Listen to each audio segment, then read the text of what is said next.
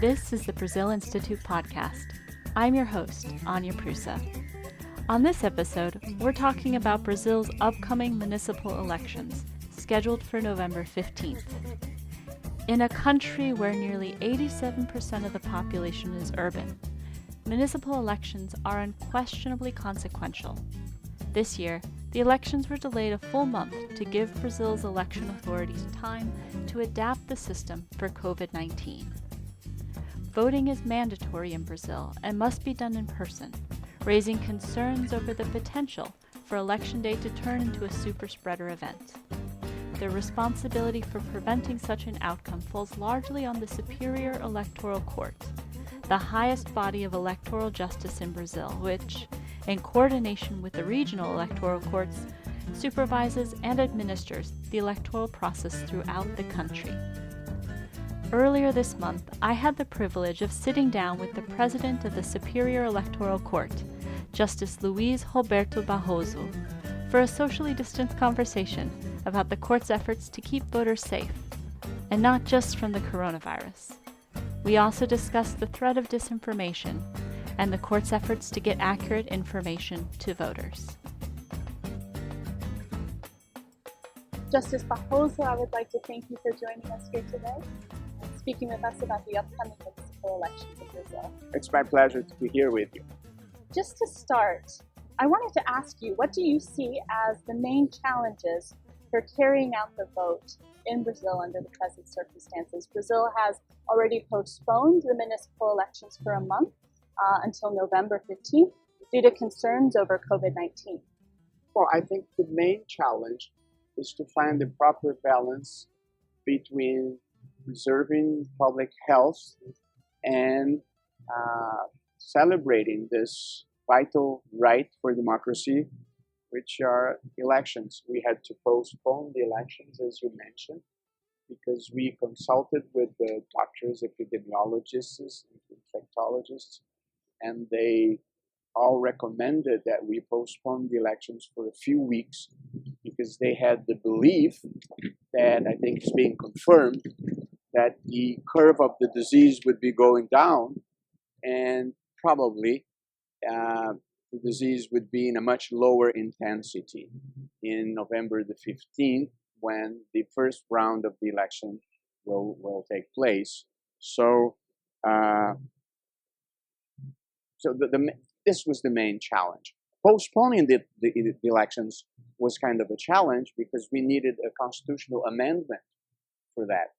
So after consulting with the doctors, I invited the president of the Senate and the president of the House, the House Speaker, to the Superior Electoral Court, and I presented to them the doctor's opinion about the postponing. They were convinced that that was a convenient thing to do, and I personally went to Congress and discussed the matter with political leaders, and they all, not all, but most of them agreed with the postponement. So the main challenge is to find this balance and make sure that the election doesn't become a way of spreading the disease. What measures is the Superior Electoral Court taking to actually reduce the chances that COVID will spread as people are voting? So after the postponement, I created a health advisory board and gathering three main Brazilian institutions, Fundação Oswaldo Cruz, the Syrio-Libanese Hospital, and Albert Einstein Hospital. And with them and my team, we prepared a plan, a security plan for the elections with a step-by-step of safety procedures. And they also listed all the safety equipments we needed to purchase to assure protection for the poll workers. We have 2,000 and around 2 million poll workers that we need to protect.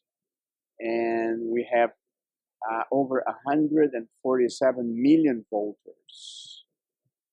So they gave us a huge list of materials. So we had to buy for the protection of the poll workers 9 million masks so that they could change 3 times. So every 4 hours they need to change the mask.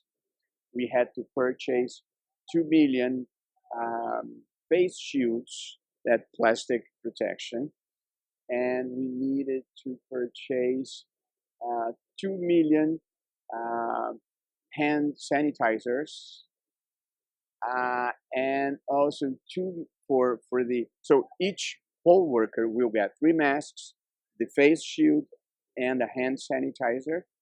And we also purchased hand sanitizer, also 2 million for the voters, so that they can clean their hands when they enter the vote section, as we call it, the vote station, and they clean it again after they have voted. You probably know we have an electronic ballot, so you don't handle paper to vote. And my challenge was how to buy all those materials in a few weeks that I had, and with no budget. So what I did was we made, we call it in Portuguese, a public call to private, to the private sector, so that they could be partners in the promotion of Brazilian democracy. And for my good surprise, 30 major companies and business associations, they gathered and they purchased everything we needed. And I didn't mention everything because we also had pens, and we also needed stickers for the floor so that people would keep social distancing. So we got all the equipments we needed and materials. And after that, we had a huge logistic. Brazil is a pretty big country, and we had to send these materials to 26 regional courts that will manage the election. So it's been a huge task that I've done with the incredible help of all these companies and of my Secretary General, Aline Osorio. And next Wednesday, we are going to celebrate. So next Wednesday, October the 15th, we are going to celebrate that all the items have arrived at the proper place. So those were the measures. We also changed what we call the voting flux, the way the voter proceeds after he enters the station, voting station, so that he won't have any contact with the poll worker. And so we made these changes, and now we're pretty sure that we've done just about everything that was reasonably possible to preserve the public health.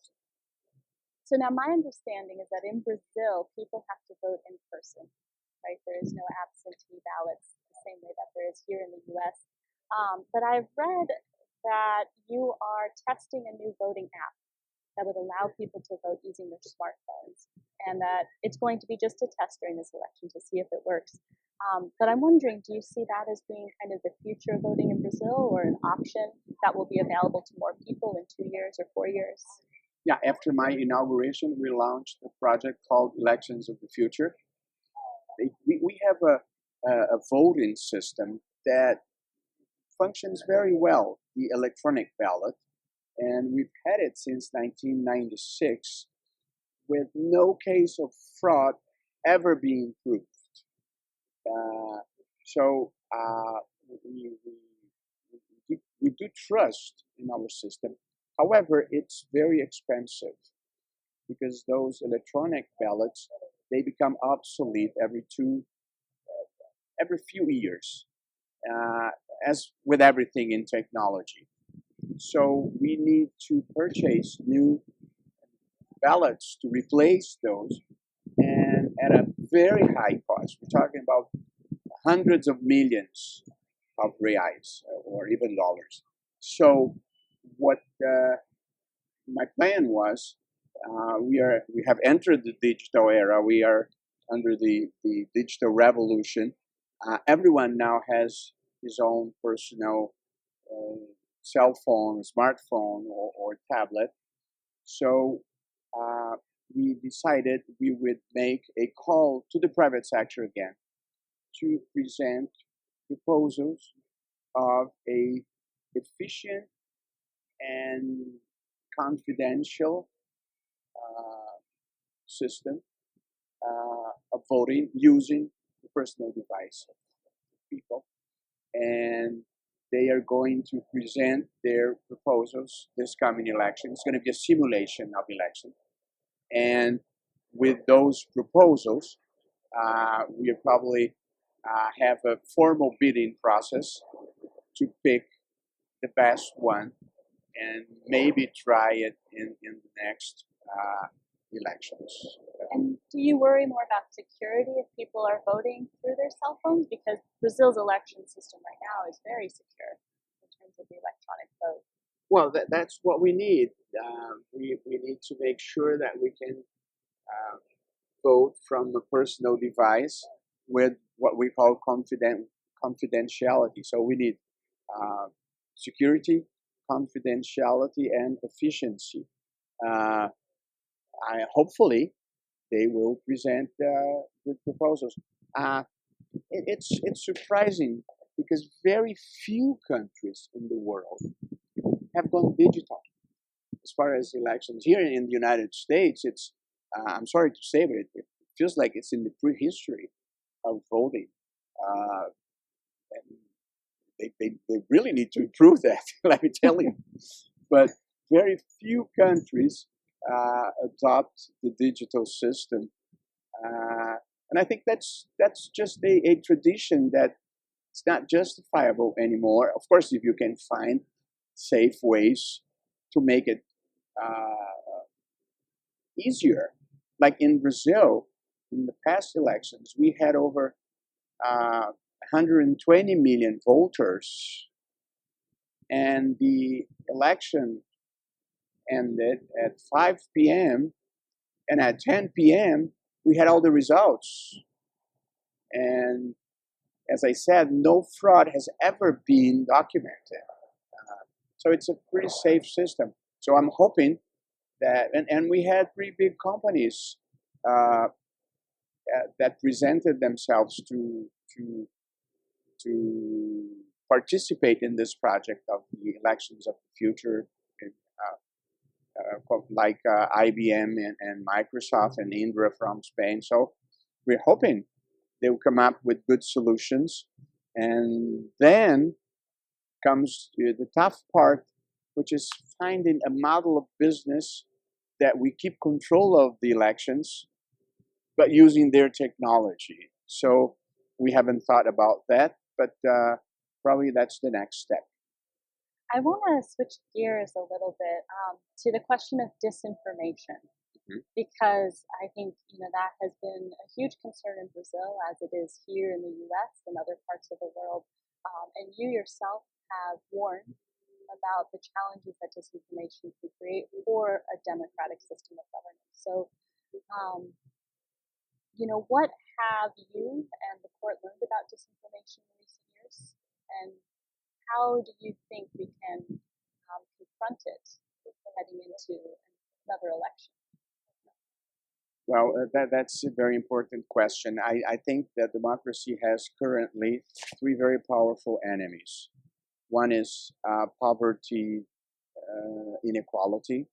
Second is corruption in many parts of the world. And the third is disinformation. These disinformation campaigns and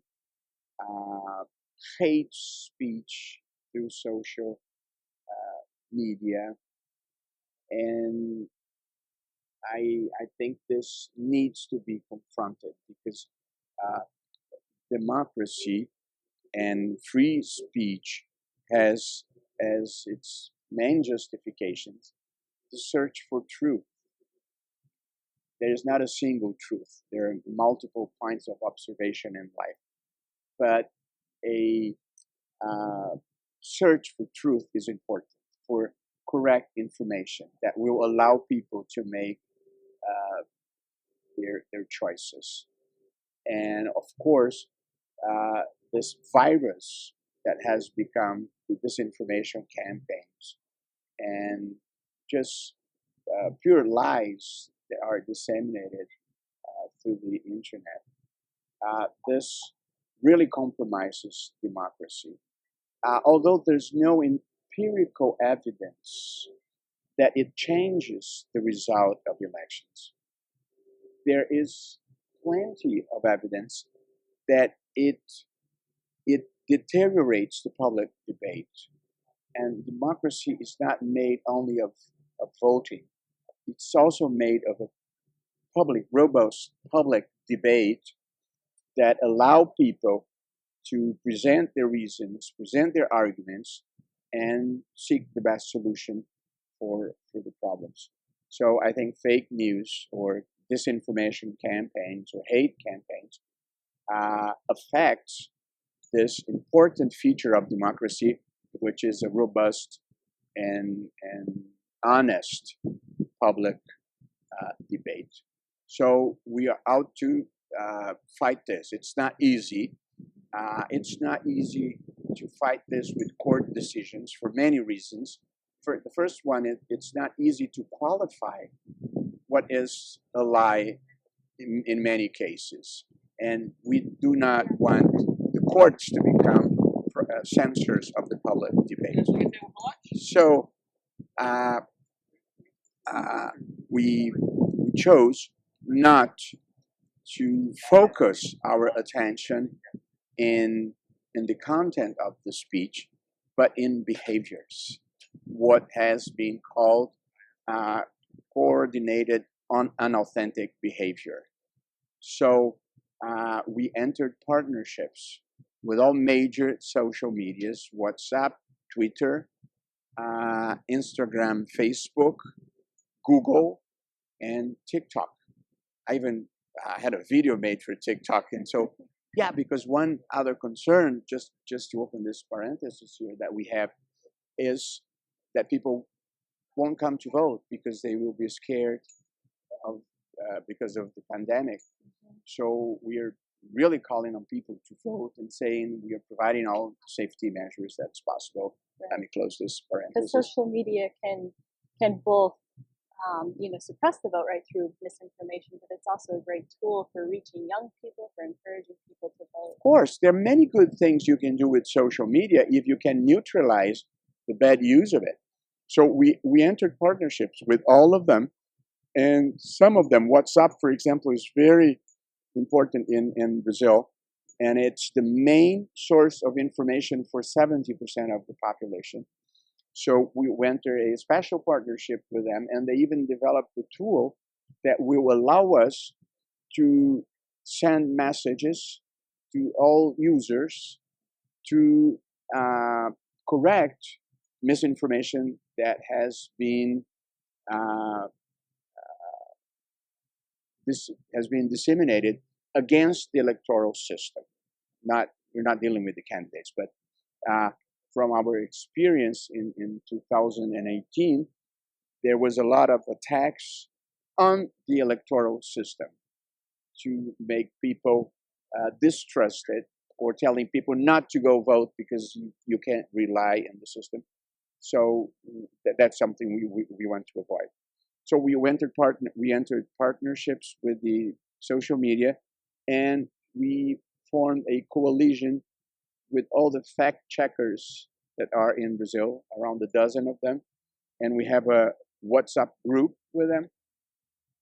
And any news that we think might be fake or might be disinformation, they will check right away. And then we'll have a page on the electoral justice site called Fact or Rumor. And everyone can check there if any information is true or false. And we also entered a partnership with the telephone companies that sell data packages for the people to access the internet, so that they can access the electoral justice site for free without any deduction from their data package. And we are making campaigns on television and on social media in which myself and well-known people explain the risks of disseminating false information. So that has been keeping us busy. We've spent a lot of energy preparing ourselves to fight disinformation campaigns. Our sincere thanks to Justice Luís Roberto Barroso for taking the time to speak with us, and to his team and the Embassy of Brazil for coordinating the interview. This episode of the Brazil Institute podcast was produced and edited by Oscar Cruz. I'm your host, Anya Prusa. Until next time, thanks for listening.